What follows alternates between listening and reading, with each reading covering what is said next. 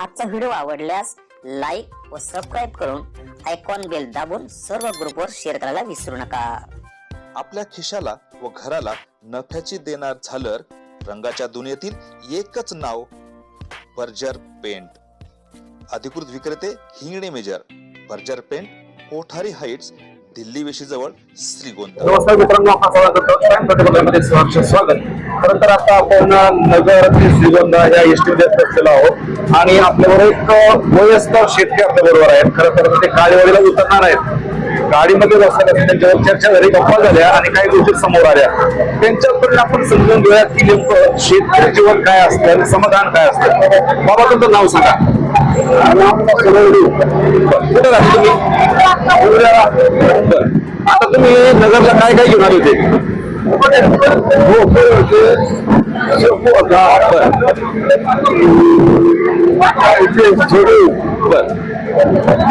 आता हे घेऊन आलात तर तुम्हाला जे काही पैसे भेटले, हाताला लागले, त्याच्यात तुम्ही समाधानी आहात का? आता समाधान नसलं आता काय करू, पुढं काय करू?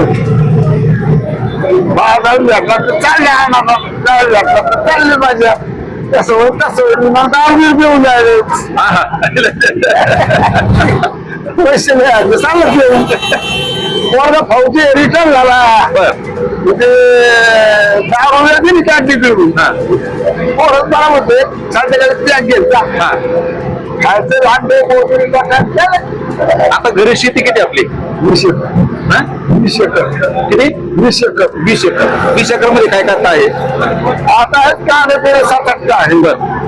काय कोथिंबीर टाकली, शेपू टाकलाय, मेथी टाकली, वांगे लावले, आता परत पेरायचे चालू असतं ते काय। आता शेपू करून 1000 काढतो, 1000 गड्डे का 1000 रुपये? 1000 कट्टे। बरं, मग 1000 गड्ड्याचे किती होते? गेला तो 500 रुपयाला कधी 6 रुपये, कधी 10 रुपये। आता मला सांगा, जर 500 रुपये त्या शापूचे आले तर मग ते बँकेत टाकता की खर्च मध्ये जाते? बँकेचं टाकायला काय करता, टाकून खर्च होतो, एरिया घे, सोपला घे,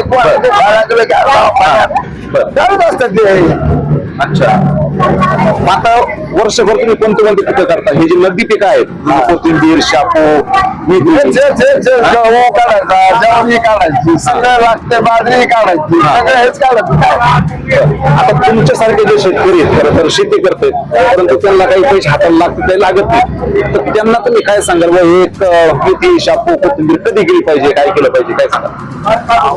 सर्वांच याची घेऊन केल्यावर फोन जमताय का?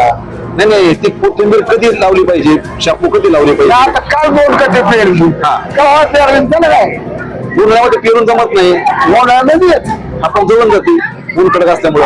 होत मग त्याला काय करायचं, जमलं तर जमलं, नाही तर गेलं चला आणि आली आता नाही तर गेलं दुसरी टाकायची। आता या बाबांनी खूप शेतकऱ्यांचं जे मर्म आहे ते सांगितलेलं आहे, त्या अनुषंगानं कष्ट त्यांच्या नशिबाला कायम आहे। पैसे गाठीला येतात, कधी येत नाहीत, आले तर त्यांची दिवाळी असते, नाही तर मग शिमगा असतो।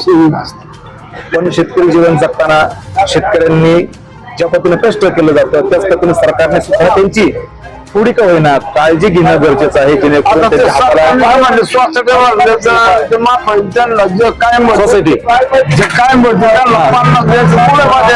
नाही का बाबाने सोसायटी माफ म्हटलं, 2 लाख बाप थकबाजी घेतली बरीच आमचे कायम माफी 50 देऊ।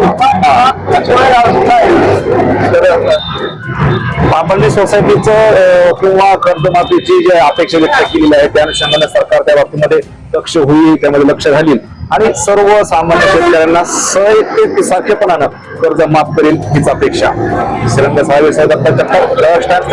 श्रीगोंदा